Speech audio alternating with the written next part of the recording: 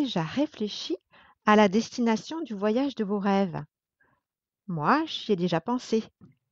Et après réflexion, j'en suis arrivée à la conclusion que le plus beau des voyages que je puisse m'offrir, c'est celui qui me fera plonger au plus profond de moi-même, qui me rapprochera de la personne que je suis réellement, de mon étincelle. Vous êtes de plus en plus nombreux à partager ce voyage avec moi et je vous en remercie du fond du cœur. Bienvenue dans le podcast Tendre une main pour soi. Vous êtes avec Alice Boy. Embarquement immédiat, porte numéro 21.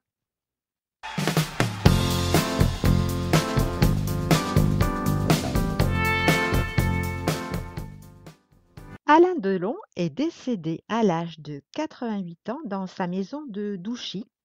Légende du cinéma, il laisse derrière lui une carrière exceptionnelle, mais aussi une vie extrêmement romanesque. L'une des carrières les plus flamboyantes du cinéma français s'est éteinte. Il a été le héros d'une douzaine de chefs-d'œuvre et de films cultes. Bien plus qu'un acteur, Alain Delon était un mythe, une icône, un héros français dont le visage et le nom ont fait le tour du monde. Une beauté du diable, comme si depuis aucun visage n'avait égalé cette perfection, cette grâce féline et mystérieuse. Comme beaucoup, j'ai le souvenir du film La piscine, tourné dans une somptueuse villa sur les hauteurs de Saint-Tropez, qui met en scène un torride triangle amoureux entre Delon, Romy Schneider et Maurice Ronet. L'un des plus beaux films de sa carrière, duel de mâles et de rivalité toxique. Cette période m'évoque le souvenir de la France que mes parents aimaient tant, la France des années 60, véritable pays de cocagne. La France terriblement élégante, la France qui fourmille d'intellectuels, d'artistes, celle des voitures sans ceinture, avec lesquelles on meurt par milliers chaque année, celle des Gauloises, des Gitanes, qui saturent les poumons, celle des années yéyé, pleines de vitalité. C'est la liste réjouissante et paradoxale qui me vient à l'esprit à l'évocation de cette époque où, si tout n'était pas permis, beaucoup de choses étaient encore possibles. À cette époque, dans les entreprises, les commerciaux pouvaient recevoir les clients tout en fumant une cigarette ou amener leur animal de compagnie sur leur lieu de travail. Aujourd'hui, la clientèle est reçue à travers un plexiglas et les animaux domestiques attendent patiemment leur maître au domicile. C'étaient les décennies des 30 glorieuses, le marché de l'emploi battait alors son plein pendant que les conditions socio-économiques de la population s'amélioraient petit à petit. Les mœurs se décorsetaient un peu à peu, un air de liberté se levait. La culture française rayonnait à l'international pendant qu'Alain Delon et Brigitte Bardot crevaient les écrans du monde entier. Ces décennies pleines de promesses d'amélioration des conditions de vie, de fierté pour le génie français, de joie de vivre, contrastent fortement avec l'époque actuelle. Alors que depuis ma naissance, la télévision déverse constamment de mauvaises nouvelles, prédit des crises successives, je rêve d'un journal télévisé qui annoncerait enfin des perspectives réjouissantes. Plein emploi, suppression des impôts et taxes diverses et variées, disparition des pesticides et des perturbateurs endocriniens, découverte d'un remède universel, accès à une énergie libre et gratuite, relations de coopération entre les États, respect du monde animal et de l'environnement. Pour revenir au pays de cocagne des années 60, c'est l'époque durant laquelle le bouleversement des codes et la libération vestimentaire de la femme ont été enclenchés. En effet, les jupes raccourcissent, les imprimés poids et rayures éclatent, les pantalons pattes d'œuf s'imposent et marquent un tournant dans l'histoire de la mode. La mini-jupe devient l'emblème de la libération de la femme. Dans le même esprit, Yves Saint Laurent popularise la mode color block avec la robe Mondrian, un modèle devenu emblématique. Alors que la taille était jusqu'à présent marquée pour créer une silhouette ultra féminine, la robe droite débarque dans les années 60 et remet les compteurs à zéro. La taille est dissimulée au profit des jambes qui sont entièrement dévoilées. Côté accessoires, les boots blanches se portent avec une mini-jupe ou une robe droite et font partie des indispensables modes. À cette époque, ma grand-mère maternelle était couturière et plus précisément petite main chez Balmain, une prestigieuse maison de couture. La haute couture est l'emblème absolu du raffinement et de la beauté de l'artisanat. Chaque création est unique et ce caractère exclusif participe de sa magie. Enfant, j'avais plaisir à observer les tenues que portaient les femmes de ma famille, mère, cousine, grand-mère et tante.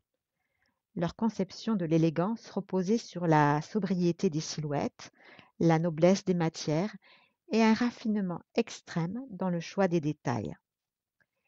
Les noms de Christian Courrèges, Pierre Cardin, Yves Saint-Laurent, Christian Caron, Pierre Balmain s'invitaient régulièrement dans les conversations. Dans l'appartement parisien de ma grand-mère, j'ai le souvenir d'une pièce encombrée, sans fenêtre, à l'atmosphère très feutrée. Cet espace était entièrement dédié aux vêtements taillés sur mesure qu'elle avait confectionnés. Le plancher craqué, un mannequin de couture sur lequel ma grand-mère donnait vie à ses créations vestimentaires et ses croquis trônaient au milieu de la pièce. Une machine à coudre Singer me signifiait que je pénétrais dans un véritable sanctuaire. Enfant, ce temple silencieux, dédié à la conception artistique et à la passion pour la haute couture, me troublait et m'inspirait un profond respect. Ce lieu abritait des pièces uniques, ce qui suscitait mon émerveillement. J'avais plaisir à scruter chaque détail, paillettes, perles, incrustations en cuir, touches de velours. Je plongeais mon visage dans les matières, fourrure, soie, dentelle, astrakhan, renard, drap de laine, gaze de coton, pour parfaire mon exploration. Aucune description ne peut rendre compte de l'émotion que je ressentais alors. Chaque vêtement, chaque pièce unique, cousue sur mesure, était soigneusement conservée sous housse. Chaque paire de chaussures avait trouvé sa boîte de rangement et une odeur mêlant encaustique et antimite planait. L'accès des enfants à cette antre se faisait avec l'accompagnement exclusif d'un adulte. Il était hors de question d'y entrer avec les mains collantes et d'y mettre le bazar.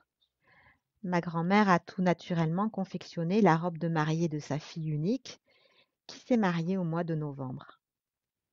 Ma mère portait une robe en soie sauvage dont le corsage moiré était accessoirisé d'un manchon blanc en fourrure de zibeline, avec poignée de manches et col assorti. Un diadème mettait en valeur son chignon inspiré du style Brigitte Bardot, et un voile discret complétait sa tenue. Ma mère était divine dans sa robe de mariée, pièce unique de haute couture, une œuvre d'artisanat, emblème du talent des femmes de la famille. Les femmes couturières dans ma famille évitaient tout ce qui pouvait être clinquant et tape à l'œil. Selon elles, l'élégance et le côté sexy étaient difficilement compatibles. Le regard masculin est de toute façon suffisamment exercé pour tout deviner. Au contraire, tout l'art de la grâce réside dans la suggestion des formes, la subtilité des matières.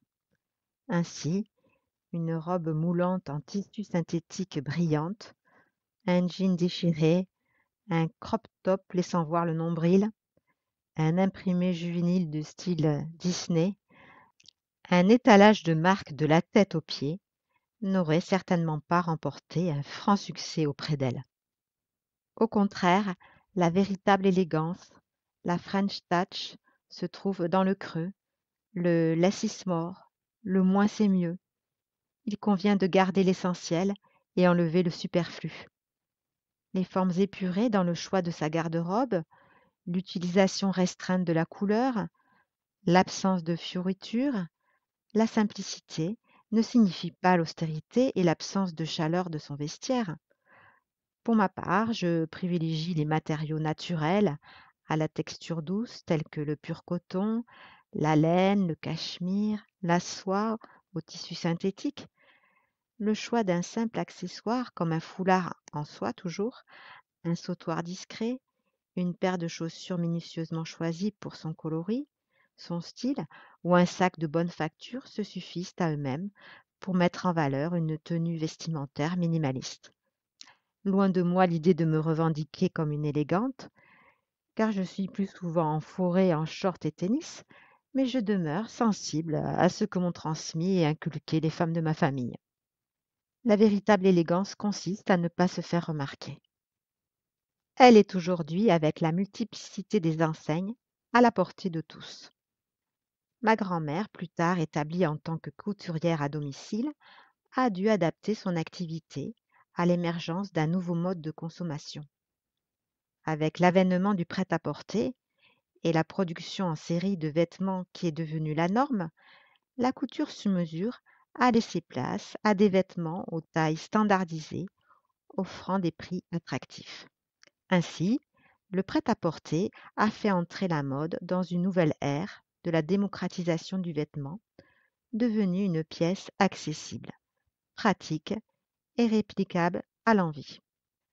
La France, qui a rayonné à l'international grâce à l'excellence de la haute couture, a dû s'adapter à ce nouveau contexte. Auparavant, les gens respectaient des codes sociaux et s'habillaient différemment en fonction des occasions de la vie. Ainsi, le prolétaire s'endimanchait pour être correct, et aujourd'hui, certains se clochardisent pour être cool. On accorde moins d'importance à l'art d'accorder ses vêtements aux occasions de la vie. C'est l'américanisation de notre culture avec l'arrivée de Nike, Reebok, McDo, comme As You Are, qui glorifie le confort au détriment de la beauté, d'un sens esthétique de la bienséance. La véritable élégance est un tout. Elle ne réside pas seulement dans le choix d'une tenue vestimentaire, mais surtout dans la posture, dans les propos et l'attitude. Le style, c'est la projection extérieure de notre respect pour les autres. L'élégance n'est pas une frivolité, mais une hygiène. On s'habille par fidélité et convention, par respect pour soi et les autres, et un peu par goût. À une heure où la vulgarité s'exprime plus que jamais dans la rue ou sur les plateaux télé, je déplore ce manque de goût et de sensibilité pour les belles choses. Des gens bien habillés qui se comportent comme des goujats n'ont de mon point de vue aucune élégance. À l'inverse, je reste sensible à des gens habillés simplement ou même négligemment qui font preuve de gentillesse et dont les gestes parlent beaucoup plus que la tenue ou l'apparence. La manière dont on s'habille dit déjà beaucoup de nous, mais en plus, si on a le comportement qui va avec, c'est une manière de dire qu'on prend aussi soin des autres. Je sais que le respect des manières, la gentillesse, la considération pour autrui peuvent sembler pour certains des valeurs désuètes. Or, pour moi, elles font partie de l'élégance et participent de ce qui nous rend beaux. Aujourd'hui, le tact est tenu pour une faiblesse, l'érudition passe pour de la prétention, l'effacement de soi pour une infirmité, le savoir-vivre pour une entrave à jouir. Je vous laisse sur les paroles d'une chanson d'Aznavour qui s'est imposée à moi. Si tu voulais faire un effort, tout pourrait reprendre sa place. Pour maigrir, fais un peu de sport. Arrange-toi devant ta glace. Accroche un sourire à ta face. Maquille ton cœur et ton corps. Au lieu de penser que je te déteste et de me fuir comme la peste, essaie de te montrer gentille et redeviens la petite fille qui m'a donné tant de bonheur. Et parfois, comme par le passé, j'aimerais que tout contre mon cœur, tu te laisses aller, tu te laisses aller. Je vous remercie de vérifier que vous êtes bien abonné afin d'être sûr de ne pas rater notre prochain rendez-vous. Vous savez que vous pouvez me retrouver sur Facebook à Tendre une main pour soi Alice Boy, Je vous remercie pour tous vos likes, tous vos partages et je vous dis à la semaine prochaine.